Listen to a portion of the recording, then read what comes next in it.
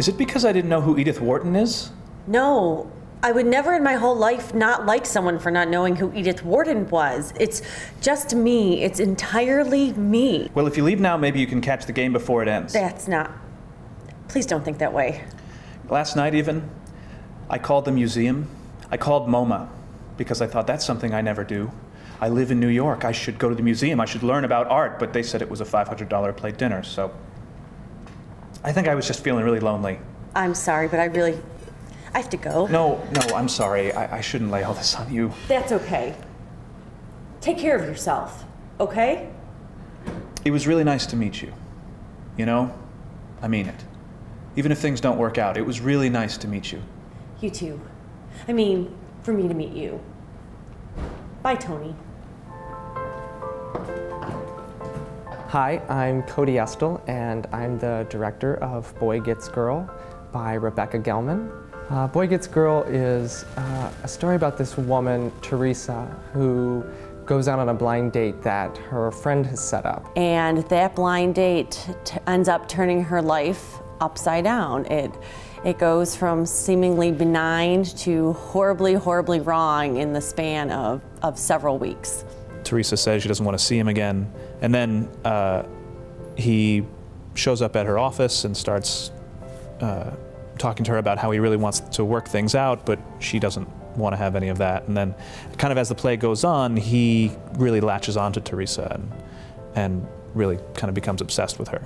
As though there might have been a time when what Tony does in the play, or what we really know that he's done, at least in the early part of the play, is kind of just what a lot of guys do when they're desperately in love with a girl.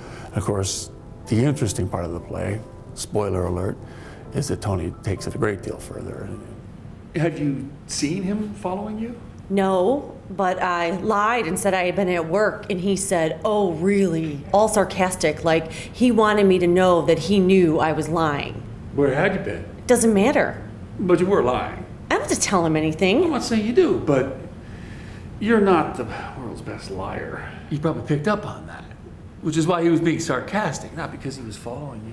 Maybe, but I still felt like he was watching me somehow. You feeling guilty about something? What would I have to feel guilty about? Oh? Did you sleep with him? No, Howard, Jesus. I had to ask. No, you didn't. What Gelman does best in her writing is that she literally writes this character who, Tony the stalker, who is only in a couple of the scenes, but he has this presence throughout the whole entire play. She can't escape this. What happens to her changes everybody in the play, for the worse. But do I seem like someone who would get stalked? No. There's never any rhyme or reason to it. It's never anybody's fault. I keep thinking I did something. It's because you're human. I am? Yeah. That's not what I mean. What I mean is, I come from this big family, right? 5 boys, and I'm the only girl. And my parents paid for my brothers to go to college, but they never even offered to pay for me. I was supposed to get married right out of high school. I was engaged and everything, and the guy I was supposed to marry, he won a Pulitzer Prize last year. Who is he? I don't want to tell you. Who does he write for? It's not important. What matters is that I went to Hunter College, and I had to pay my own way because my family thought I was making such a huge mistake.